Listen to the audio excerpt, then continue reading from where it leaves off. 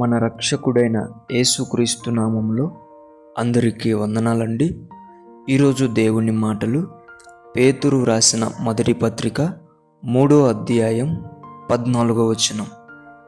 మీరొకవేళ నీతి నిమిత్తము శ్రమపడినను మీరు ధన్యులే.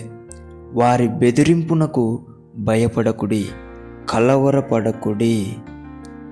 ప్రియమైన దేవుని బిడ్డలారా, మీలో కొంతమందికి మంచి మనసు ఉంటుంది. కొంతమందికి సహాయం చేయాలని, కొంతమందిని ఆదుకోవాలని, కొంతమందిని పాపంలో నుండి రక్షించాలని ఎన్నో రకాలుగా మంచి మనసు దేవుడు మీలో ఉంచాడు. అందును బట్టి దేవుడు మిమ్మల్ని దీవించునుగాక.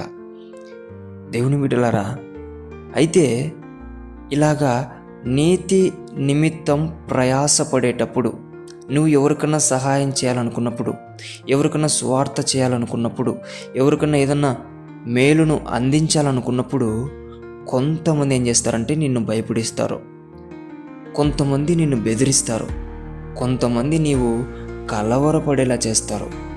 అయితే దేవుని బిడ్డ, నీవు భయపడకు. నువ్వు చేయాల్సింది చేసేసేయి.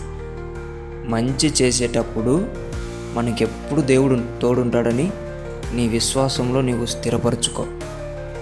దేవుని బిడ్డలారా, ఒకవేళ నువ్వు మంచి చేస్తున్నా నీకు శ్రమలు కలుగుతున్నాయి అంటే గొప్ప ధన్యతగా భావించు. ప్రభువు దాన్ని సంతోషంగా మారుస్తాడు, ఆనందంగా, ఆశీర్వాదంగా మారుస్తాడు. ఆ రోజు కోసం ఎదురుచూడు.